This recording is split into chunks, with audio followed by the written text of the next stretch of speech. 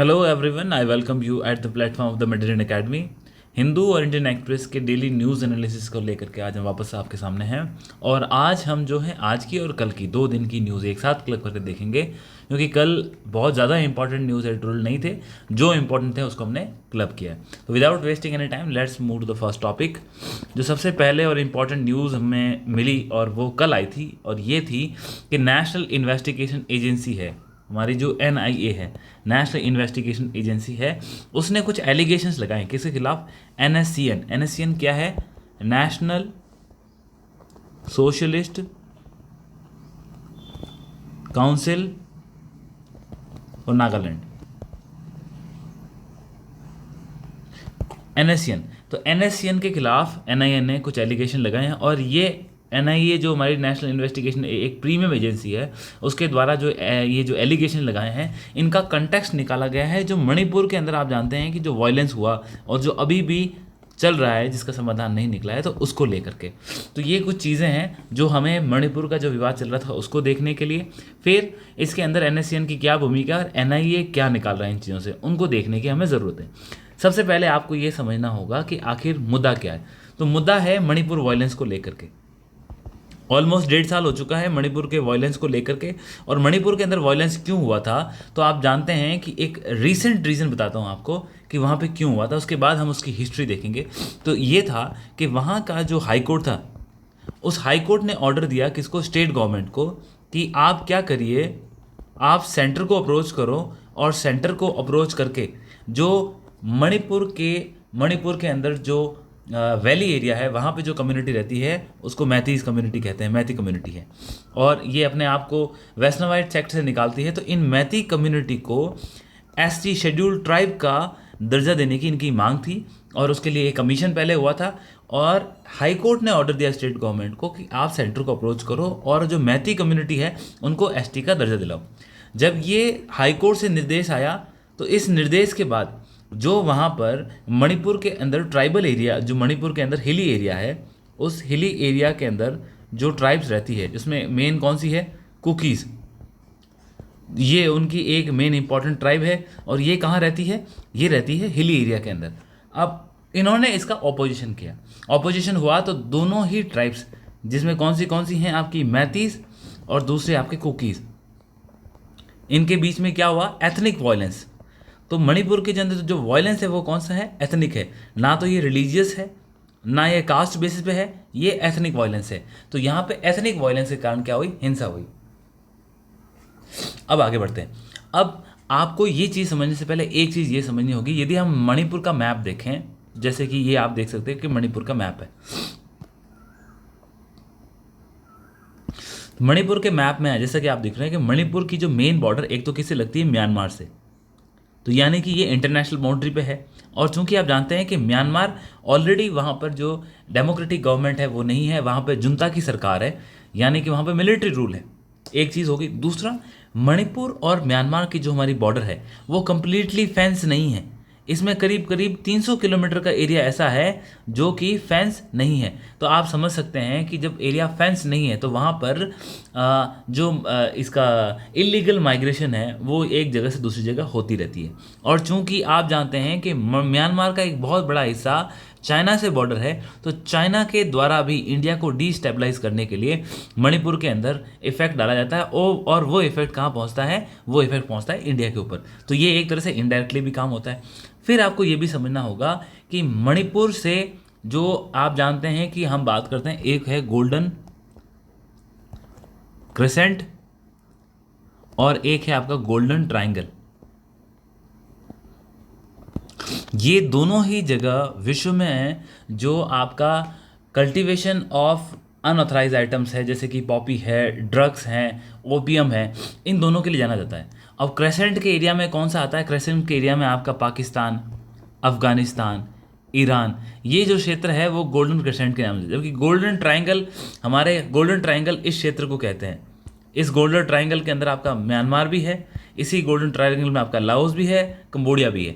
तो आप समझ सकते हैं कि इस गोल्डन ट्रायंगल और गोल्डन क्रिसेंट के बीच में बहुत बड़ा एक ट्रेड रूट है, और यहाँ से म्यांमार से इस रूट से ही क्या होता है, आपका जो इलीगल ट्रेड है ओपीएम का है या ड्रग्स का है, वो इन्फिल्ट्रेट मणिपुर में होता है, और मणिपुर से ये कहाँ पहुँचता है, भारत के अलग अलग हिस्सों में। तो यहाँ पे मणिपुर एक काफ़ी क्रिटिकल जंक्शन पे है। और अब ये जो इंटरनल वायलेंस हुआ था, उसका रीज़न क्या था, कि उसका रीज़न ये आप देखिए कि मणिपुर का जो ये सेंट्रल एरिया है, जिसको हम क्या कहते हैं, वैली एरिया, इस वैली एरिया के अंदर कौन सी कम्युनिटी रहती है, मेतीस। और जो बाकी आपको सराउंडिंग एरिया दिख रहा है, ये सराउंडिंग एरिया दिख रहा है, ये आपका क्या हो गया, हिली एरिया हो गया। और इस हिली एरिया में कौन रहते हैं, इस हिली एरिया में रहते हैं आपके कुकीज़। इसके अलावा नॉर्थ साइड में कौन मिलेंगे, जो नागालैंड का टच है, वहाँ आपको नागा कम्युनिटी मिलेगी। ये कुछ मेन कम्युनिटीज़ हैं, और ये एथनिक कम्युनिटी है, इनका आपस में जो लड़ाइयाँ हमेशा चलती आई है, और कुछ बाहर से इन्फ्लुएंस हो गए और कुछ इंटरनल होकर के।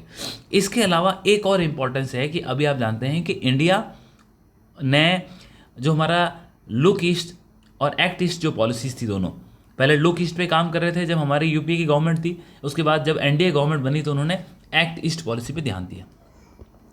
इस एक्ट ईस्ट पॉलिसी के अंदर हमारा एक जो मेन था, वो था हम एक ट्राईलैटरल हाईवे बना रहे हैं, और ये ट्राईलैटरल हाईवे हमारे नॉर्थ ईस्ट के डेवलपमेंट के लिए बहुत एसेंशियल है। तो जैसे आपने इस बड़े मैप में आपने देखा, ये ट्राईलैटरल हाईवे इंडिया को, यानी कि हमारे नॉर्थ ईस्ट को किससे कनेक्ट करेगा, मणिपुर से निकालेगा। और मणिपुर के अंदर आप ये देख सकते हैं कि मणिपुर का जो मोरेह टाउन है, ये बॉर्डर के बहुत नज़दीक है और काफ़ी फेमस है। यहाँ तक हमारा नेशनल हाईवे आता है, और यहाँ से ये नेशनल हाईवे इंटरनेशनल हाईवे बनेगा, और म्यांमार में जाके, यानी बर्मा में जाके मंडले से, फिर उसकी जो नई कैपिटल है नेपिता, और वहाँ से होते हुए कहाँ पहुँचेगा, आपका थाईलैंड के अंदर। तो ये ट्राईलैटरल, क्योंकि एक इंडिया, दूसरा म्यांमार और तीसरा थाईलैंड, इन तीनों के माध्यम से हमने हमारे नॉर्थ ईस्ट को डेवलप करने का प्रयास किया है। आई होप ये अंडरस्टैंड हो गए होंगे, आपको ये चीज़ समझ में आ गई होगी। तो इस ट्राईलैटरल हाईवे के माध्यम से इंडिया अपने नॉर्थ ईस्ट को डेवलप करना चाहता है, और जो एशियन कंट्री के लिए हमारा लैंड रूट नहीं है, उसके लिए भी हम काम कर रहे हैं। तो ये तो कुछ इंपॉर्टेंस बताई। अब इंटरनल डिस्टर्बेंसेस होने के बाद एनआईए ने वहाँ पर अभी रिसेंटली जाँच की, और जाँच में ये पाया गया कि यहाँ पर कुछ बाहर की कम्युनिटीज़ हैं जो कि चाइना और म्यांमार के मॉड्यूल को फाइल करते हुए, उसके आधार पर काम करते हुए, वो किसके द्वारा इंडिया में काम कर रहे हैं, वो हमारी जो national socialist council for Nagaland है, इसके दो भाग हैं। एक जो कि आईएम है, और उसका जो आइसैक मुआ फैक्शन है, उस फैक्शन के माध्यम से ये यहाँ पे हमारे इस एरिया को जो ऑलरेडी डीस्टेबलाइज हो रखा है, उसको और प्रयास कर रहे हैं डीस्टेबलाइजेशन होने का। क्योंकि इसमें ये क्या है कि जो चाइना की पीपल्स लिबरेशन आर्मी है, उसका सपोर्ट ले रहे हैं, आर्म्स वहाँ से आ रखे हैं, और वो इस मौके को ऐसे बनाना चाहते हैं कि इससे क्या हो, इंडिया और डीस्टेबलाइज हो, इस रीजन के अंदर वापस क्रिटिकली हो। क्योंकि आप जानते हैं कि लगभग 1958 के अंदर हमने यहाँ पर armoured forces special power act लगाया था, और ये armoured forces special power act लगाने के बाद, ये एक्ट लगाने के बाद हमने काफ़ी हद तक मणिपुर के अंदर वायलेंस को कंट्रोल किया। परंतु अब स्थिति क्या हो गई है, अब ये हो गया है कि वहाँ पे जो गवर्नमेंट है, स्टेट गवर्नमेंट है, उस स्टेट गवर्नमेंट के अंदर भी लोगों का विश्वास नहीं हो रखा है, और जो उनकी सोसाइटी है, इवन जो गवर्नमेंट सेक्टर में के अंदर लोग काम कर रहे हैं, वो भी किस में डिवाइड हो चुके हैं, कैसे, अपनी कास्ट लाइन पे। मेतीस ग्रुप है, वो अलग अपना काम कर रहे हैं, कुकीज़ हैं, वो अलग काम कर रहे हैं। आप समझ गए, कुकीज़ के साथ जो कम्युनिटी को भी साथ में जुड़ा था, ये एथनिक ग्रुप है, वहाँ कई ट्राइब्स हैं। अब इन सारी चीज़ों से वहाँ पर AFSPA की दोबारा से डिमांड होने लगी कि जिन एरिया से निकाला गया वहाँ भी इम्प्लीमेंट किया जाए, और एक स्टेबलाइज करने का बहुत ज़रूरी है। क्योंकि ये सबसे बड़ी बात क्या है, ये एक ह्यूमैनिटेरियन कंसर्न बन चुका है, और जब भी विश्व के अंदर कोई एरिया ह्यूमैनिटेरियन कंसर्न का बन जाता है, वहाँ पे क्या होता है, विश्व के जो बड़े पावरफुल कंट्रीज़ हैं, जो किसी कंट्री को डीस्टेबलाइज करना चाहते हैं, या वहाँ पे कोई प्रॉक्सी स्टार्ट करना चाहते हैं, तो वो उस कंट्री के ऊपर ह्यूमैनिटेरियन क्राइसिस का आरोप लगाते हैं, और बोलते हैं कि अत्याचार हो रहा है, फंडामेंटल राइट्स का वायलेंस हो रहा है। हमें ये समझना होगा। इसके साथ आपको ये भी जानना होगा कि यहाँ पे जो मैंने वैली एरिया बताया था, इस वैली एरिया के अंदर, ये जो वैली एरिया देखा था, इस वैली एरिया का डोमिनेशन किसका, मेतीस का। और आप यहाँ देखिए कि मणिपुर की असेंबली में टोटल कितने 16 MLA, सॉरी 60 MLA। इस 60 में से जो 40 MLA हैं वो कौन सी कम्युनिटी के हैं, मेतीस के अंदर है, और जिनके पास टोटल एरिया कितना है, सिर्फ और सिर्फ 10%। और जितने प्रीमियम इंस्टीट्यूट्स हैं वो आपको कहाँ मिलेंगे? इम्फाल में। इम्फाल की लगभग 4, Imphal is capital of Manipur, और इम्फाल की खुद की 4 डिस्ट्रिक्ट है, ईस्ट, वेस्ट, नॉर्थ, साउथ। तो ईस्ट और वेस्ट के अंदर जो डेवलपमेंट है, उस डेवलपमेंट का फ़ायदा किसको मिल रहा है? मेथीस को मिल रहा है। जबकि जो 90% पॉपुलेशन है वो कहाँ रहती है? हिली एरिया के अंदर, और उनका रिप्रेजेंटेशन कितना है? सिर्फ 20 MLA। और अब क्या होगा, ये जो हमारी कुकी कम्युनिटी थी, कुकीज़ का कहना था कि यदि ऑलरेडी वो उनके पास वैली एरिया के अंदर काफ़ी अच्छा कंट्रोल है, पॉलिटिकल कंट्रोल है, इकोनॉमी कंट्रोल है, अब यदि आप उनको एसटी का दर्जा दे दोगे तो वो तो जंगल में जाएंगे, जंगल यानी कि हिली एरिया में, और हिली एरिया में जाके वहाँ क्या करेंगे? लैंड को खरीदेंगे। तो यानी कि आप हमको हमारे अधिकार से डिप्राइव कर रहे हो। तो ये एक स्टोरी थी जिसको आपको समझने की ज़रूरत है। और इसमें क्या वे फॉरवर्ड है? वे फॉरवर्ड इसमें एक बहुत बड़ी गंभीर समस्या थी कि जो पुलिस स्टेशन थे ना, वहाँ से आर्म्स भी चोरी कर लिए थे इन कम्युनिटीज़ ने। तो वो आर्म्स को सबसे पहले वापस रिट्रीव करना, जो कि ऑलरेडी मिशन चल रहे हैं। उसके बाद जो मोरे वगैरह टाउन है जो बॉर्डर के नज़दीक है, वहाँ पर ड्रग पॉपी कल्टिवेशन वगैरह बहुत हो रहा है, उसको भी स्टेट गवर्नमेंट कंट्रोल करने का प्रयास कर रही है। तो चीज़ें काफ़ी कॉम्प्लिकेटेड है। मणिपुर का इशू जितना आसानी से बाहर से दिखता है उतना है नहीं, क्योंकि इसमें इंटरनेशनल प्रेशर है, उसके बाद इसके अंदर डोमेस्टिक प्रेशर भी है, आपका एथनिक वायलेंस भी है, कम्युनिटीज़ आपस में लड़ रही है। तो ये सारी चीज़ें पॉसिबल नहीं। इस चीज़ में हमारे लिए एक इंपॉर्टेंट चीज़, एक तो आप इन सब चीज़ों को याद रखना जो कम्युनिटीज़ की हमने बात करी। फिर इसके अलावा एक जो चीज़ हमें आपको बिल्कुल ध्यान होनी चाहिए वो है कि यदि किसी कम्युनिटी को एसटी का दर्जा देना है तो उसके लिए प्रोसेस क्या है, आपको समझ आएगा, क्योंकि हाईकोर्ट ने यहाँ पे आदेश दिए थे। सबसे पहले क्या होगा, स्टेट गवर्नमेंट अपनी रिकमेंडेशन लेके आएगी, और वो रिकमेंडेशन क्या होगी? ऑथेंटिकेटेड होगी, मतलब कि वो किसी न किसी आंकड़ों के आधार पे होगी। स्टेट गवर्नमेंट रिकमेंडेशन लेके आएगी और ये कहेगी कि इस पर्टिकुलर ट्राइब को, इस जनजाति को आप किस में मिलाओ? एसटी के अंदर। अब ये करने के बाद स्टेट गवर्नमेंट ये रिकमेंडेशन किसको भेजेगी? ये स्टेट गवर्नमेंट रिकमेंडेशन भेजेगी जो हमारी गवर्नमेंट ऑफ इंडिया की ट्राइबल मिनिस्ट्री है। कौन सी मिनिस्ट्री है? Tribal ministry. तो ये ट्राइबल मिनिस्ट्री को भेजेगी। अब ट्राइबल मिनिस्ट्री क्या करती है, वो जो आपने रिकमेंडेशन भेजी है और जो आंकड़े भेजे, उन आंकड़ों का अध्ययन करती है। अध्ययन करने के बाद वो भेजती है किसको? हमारा जो रजिस्ट्रार जनरल ऑफ इंडिया है, जो किसके अंदर आता है? गृह मंत्रालय के अंदर आता है, होम मिनिस्ट्री के अंदर। इनको भेजती है और इन्हें कहती है कि आप इसका अप्रूवल दो। अब होम मिनिस्ट्री क्या करती है? इसको अप्रूवल देती है। अप्रूवल देने के बाद आप जानते हैं कि इसके लिए हमने एक national commission for scheduled tribe बना रखा है, national commission for scheduled tribe. इसी प्रकार से नेशनल कमीशन फॉर एससी भी है, लेकिन शेड्यूल्ड ट्राइब की, हम ट्राइब की बात करें तो उसकी बात करें तो national commission for scheduled tribe के बाद में होम मिनिस्टर अपनी ये रिकमेंडेशन भेजता है, और national commission for scheduled tribe इसकी अंडरस्टैंडिंग करने के बाद, चेक करने के बाद अपना इंडोर्समेंट डाल के फिर ये किसको भेजता है? कैबिनेट कमेटी को। क्योंकि जो भी निर्णय होना है वो कौन करेगा?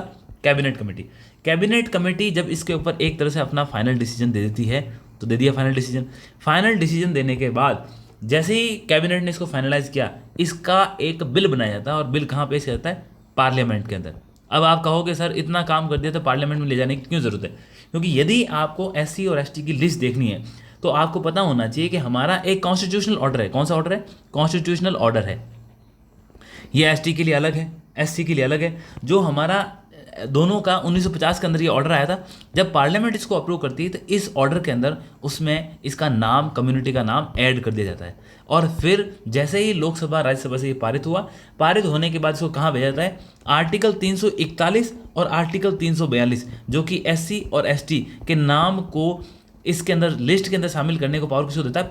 प्रेसिडेंट को। तो प्रेसिडेंट यहाँ से जो बिल पारित होकर आया है उसको आर्टिकल 341 और 42 के तहत उसकी फाइनली लिस्ट के अंदर इंक्लूड करता है। और इस प्रकार से कोई भी कम्युनिटी को, चाहे वो एसटी हो, एससी हो, इन दोनों के लिए कॉन्स्टिट्यूशनल ऑर्डर अलग है, इन दोनों के लिए आर्टिकल अलग है, बाकी प्रोसेस सेम है, और इसके माध्यम से फाइनली किसी भी कम्युनिटी को किस में ऐड किया जाता है? उसको आप एसटी या एससी का दर्जा दिया जाता है। और आप जानते हैं कि दोनों का जो रिजर्वेशन का स्टेटस है वो आप ऑलरेडी जानते हैं कि केंद्र सरकार के लेवल पर एसटी है उनको 7.5%, और जो एससी है उनको 15% का रिजर्वेशन हमारे आर्टिकल 15 और आर्टिकल 16 दोनों के सब क्लॉज के अंदर दिया हुआ है। 15 और 16, 15 जहाँ एजुकेशन की बात करता है और 16 आपकी जॉब्स की बात करता है। तो यहाँ आपको ये इस एडिटोरियल ने काफ़ी चीज़ें क्लियर कर दी होगी। ये कल इंपॉर्टेंट एडिटोरियल आया था जिसको हमने फाइनली ग्रॉस सम तरीके से एक चीज़ों को करके क्लियर किया होगा। आगे बढ़ते हैं नेक्स्ट टॉपिक की तरफ।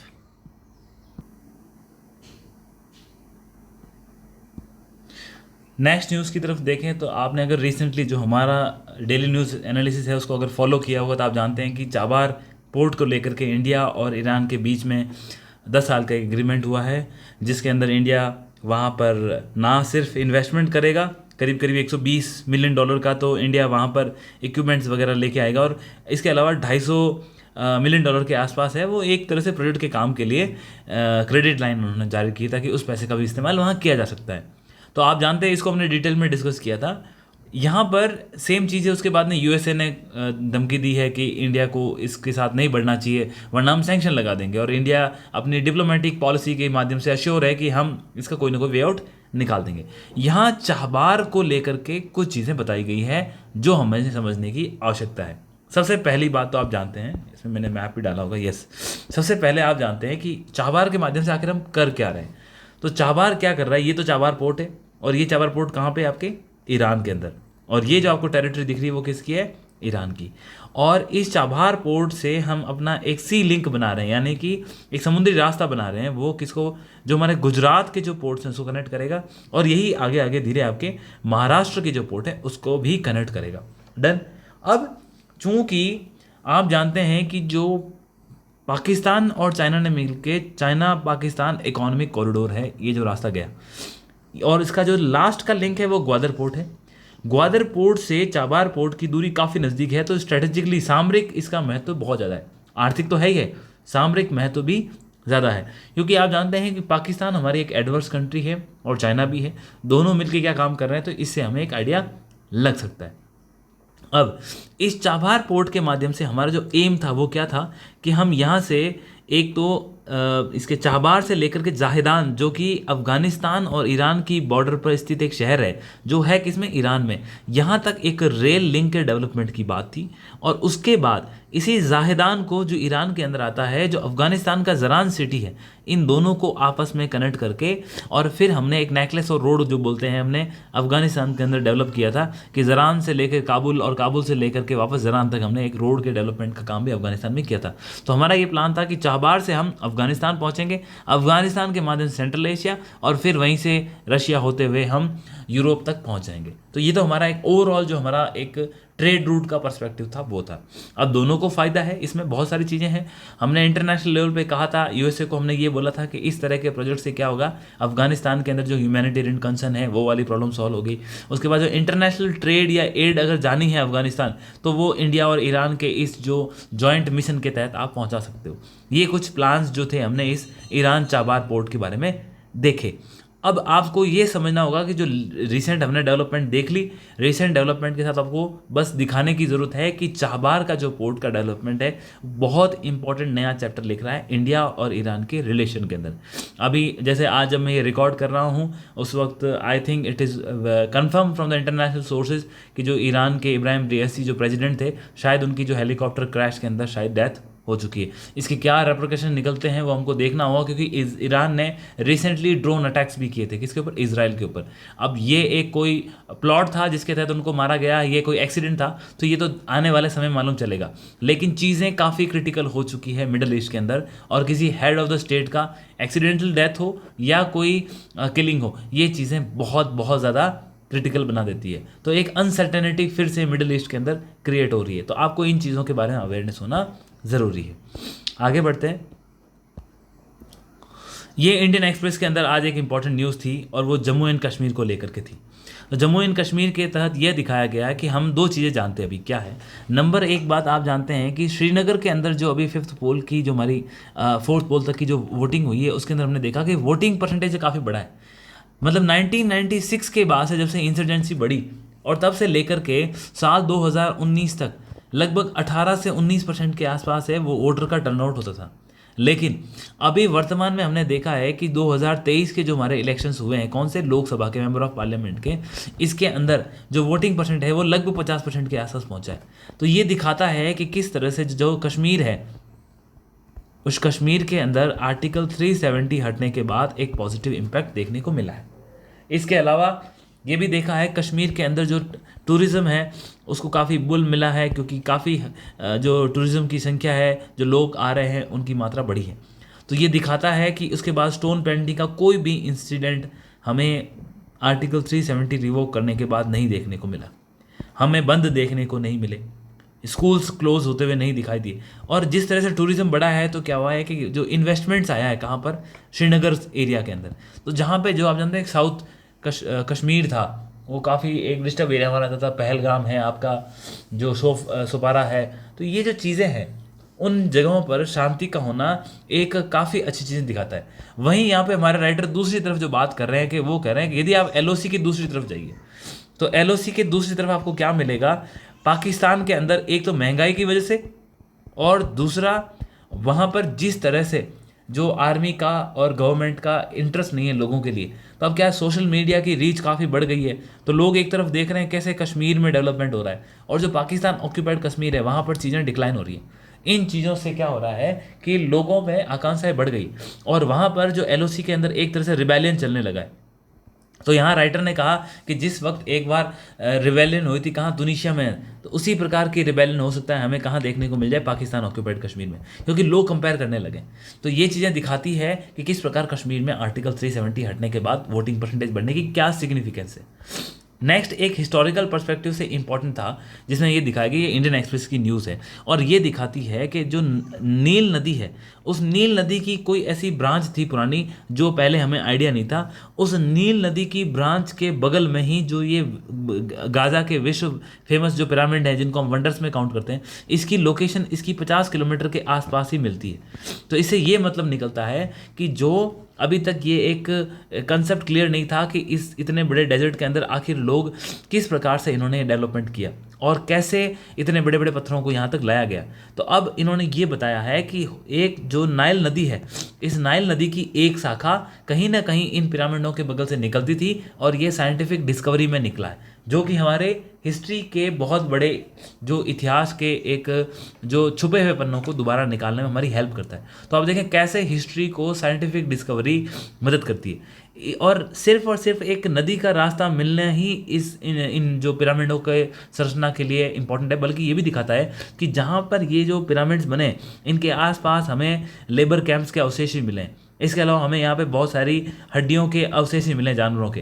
तो ये दिखाता है कि जो ये लेबर कैंप्स थे इनके अंदर ये जो मजदूर वगैरह काम करते थे इनको काफ़ी मात्रा में खाना, भरण पोषण सफिशिएंट मात्रा मिलता था। मतलब ऐसा नहीं कि स्लेव ट्रेड के माध्यम से काम करवाया गया। और उसके बाद ये भी ऐसा माना गया कि बड़े बड़े रैम्प्स बनाए गए होंगे और इन रैम्प्स के माध्यम से पत्थरों को ऊपर चढ़ाया गया होगा। अब इसके अंदर मैथमेटिकल स्किल्स चाहिए, इसके अंदर आपको एस्ट्रोनॉमिकल आंकड़े चाहिए, तब जाकर के ये निर्णय हो सकते हैं। तो ये चीज़ें दिखाती है कि जो हमारे एंशिएंट मॉर्वेल है, जो हमारे अतीत की वस्तुएं हैं, वो किस प्रकार से साइंस की हेल्प से हम इनको समझने में हेल्प ले सकते हैं। दूसरा, सुप्रीम कोर्ट पे एक केस चल रहा है जिसके अंदर सुप्रीम कोर्ट ने जो हमारा सरिस्का राजस्थान का टाइगर रिजर्व है, इस टाइगर रिजर्व के अंदर जो इलीगल माइनिंग हो रही है उसको बंद करने के लिए कई बार निर्देश दिए, लेकिन ये देखने में आया कि इलीगल माइनिंग के कारण यहाँ पे काफ़ी बड़े डैमेज हो रहे हैं। आप देख रहे हैं ये क्वेरी दिखाई गई है इस फोटो के अंदर, जिसमें सरिस्का टाइगर रिजर्व का जो कोर एरिया है, जैसे आप जानते हैं कोई भी अगर टाइगर रिजर्व होता है उसका 3 एरियाज होते हैं, कोर होता है, फिर बफर होता है। तो ये जो दिखाया गया है कि इस प्रकार से, और एक ट्रांजिशन जोन होता है। तो कोर एरिया के अंदर अगर कोई आपको इस तरह की माइनिंग की एक्टिविटी मिलती है तो काफ़ी चैलेंजिंग है। तो हो सकता है ये न्यूज़ हमारे एग्जाम में फ्रेम हो जाए। और एक इसके बाद कई बार सुप्रीम कोर्ट ने गाइडलाइंस दी कि इसके आसपास के एरिया को आप इकोलॉजिकली सेंसिटिव एरिया डिक्लेयर करें। 10 किलोमीटर की पहले बाउंड्री बनाई गई थी, फिर लास्ट के अंदर सॉरी इसके बाद लास्ट के अंदर इसको 1 किलोमीटर की बाउंड्री डिक्लेयर किया गया था। और सरिस्का को तो उसने भी रियायत दी थी, करीब करीब 500 मीटर की बाउंड्री है, उसको इकोलॉजिकल सेंसिटिव जोन डिक्लेयर किया गया था। और फिर भी यदि माइनिंग मिलती है तो सुप्रीम कोर्ट के खिलाफ काफ़ी सख्त है। गवर्नमेंट को इसके अंदर काफ़ी बैकलैश झेलना पड़ा है। तो ये एक चीज़ दिखाती है कि Sariska is in the news, और हमें कंजर्वेशन करने के लिए जो गाइडलाइंस है, इकोलॉजिकल सेंसिटिव एरिया जो हमने बनाए गए उसको ध्यान में रख के हमें काम करने की आवश्यकता है। ये ऑलरेडी हमने टॉपिक कवर कर लिया। नेक्स्ट आगे बढ़ते हैं। यस, क्लाइमेट चेंज को लेकर के एक इंपॉर्टेंट न्यूज़ हमारे पास आई है। क्लाइमेट चेंज की न्यूज़ क्या बोलती है, भी इंडियन एक्सप्रेस के अंदर आज के पेपर में थी। और ये न्यूज़ ये हमें बताती है कि हमें भारत, जो कि कौन सी कंट्री है, एक डेवलपिंग कंट्री है, और डेवलपिंग कंट्री होने के बाद भी भारत किस प्रकार से क्लाइमेट चेंज के अंदर दुनिया को सपोर्ट कर रहा है।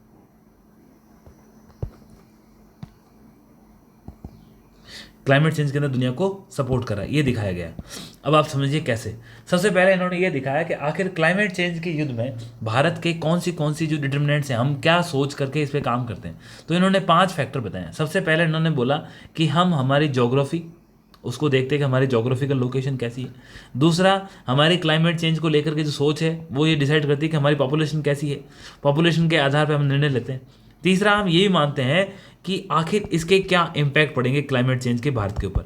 फिर हम ये देखते हैं कि इसको लेकर के संपूर्ण विश्व का क्या नज़रिया है। और फिर लास्ट हमारा विचार है कि आखिर इसको लेकर के हम क्या एक्शन लेंगे। तो ये 5 फैक्टर हैं, वो हमारी क्लाइमेट चेंज की पॉलिसी है ना, उसको बनाने के लिए बड़े डिटर्मिनेंट के तौर पे काम करते हैं। इन्होंने ये दिखाया कि ज्योग्राफी के तौर पे देखता है कि भारत के पास ज्योग्राफिकली यदि देखें तो हमारे पास कितना एरिया है, लगभग 3.28 मिलियन स्क्वायर किलोमीटर हमारे पास एरिया। इतना बड़ा एरिया होने के साथ हमें यह समझना होगा कि हमारा 3.28 मिलियन स्क्वायर किलोमीटर का तो एरिया है, परंतु यदि विश्व के परिदृश्य में देखोगे तो ये लगभग 2.4% ही, जो विश्व का लैंड मास है उसका 2.4%। यदि आप फ्रेश वाटर की बात करते हो तो करीब करीब 4% ही फ्रेश वाटर भारत के अंदर मौजूद है, जबकि ये विश्व का कौन सा है, 7वां सबसे बड़ा देश है। इसमें इसकी जोग्राफिकल एरिया के मानक में, आप समझ गए। जबकि हमारे विश्व में टोटल बड़े बड़े आपके बायोडाइवर्सिटी हॉटस्पॉट्स कितने हैं, आप जानते हैं कि विश्व के अंदर मेगा बायोडाइवर्स कंट्री कितनी, 17। और 17 कंट्रीज़ के अंदर में से 17 कंट्रीज़ हैं, 17 कंट्रीज़ में से एक हम हैं, और हमारे पास विश्व के 4 बड़े बायोडाइवर्स हॉटस्पॉट हैं। तो आप समझो कि ज्योग्राफिकली हम क्लाइमेट चेंज से संबंधित निर्णय हमारे लिए बहुत इंपॉर्टेंट है। फिर पॉपुलेशन, आप जैसे कि जानते हैं कि हम आज की तारीख में ये कहा जा रहा है कि विश्व का सबसे हाईएस्ट पॉपुलेटेड कंट्री कौन है, इंडिया। और कहीं आर्ग्यू होता है कि चाइना और इंडिया के बीच में अभी भी कुछ फ़र्क है, लेकिन हाईएस्ट पॉपुलेशन किसकी है, हमारे। लेकिन हमारे पास रिसोर्सेज क्या है, बहुत कम। तो ये दिखाता है इस कारण से भी हमारे लिए बहुत इंपॉर्टेंट है। फिर इसके इम्पैक्ट क्या पड़ सकते हैं कि जैसे आज जानते हैं कि हमारा जो इंडिया की लोकेशन है, तो पेनिनसुलर जो इंडिया है हमारा, वो तीनों साइड से किससे घिरा, ओशन। तो सी लेवल का जो राइज होगा उससे हमारे जो शहर हैं वो इफेक्ट होंगे। उसके बाद वर्ल्ड व्यू, क्लाइमेट चेंज को लेकर के दुनिया क्या सोचती है, तो दुनिया का बिल्कुल ऐसा मानना है कि हमें इसके लिए क्या करना चाहिए, लड़ना है और इस गंभीर समस्या से बाहर निकलना है। और इसी के लिए हमने कई एक्शंस लिए हैं। हमने जो हमारे पंचामृत हैं, जो COP 28 के अंदर जाकर के प्राइम मिनिस्टर जी ने जाके बोले, ये एक इनिशिएटिव हमारा दिखाता है। हम कॉमन बट डिफरेंशिएट रिस्पॉन्सिबिलिटी के बारे में बात करने वाले विश्व के सबसे अग्रणी देशों के अंदर थे। हमने इन सारी चीज़ों की चर्चा की। इसके अलावा हम ये मानते हैं कि वसुधैव कुटुंबकम के तहत, हम जानते हैं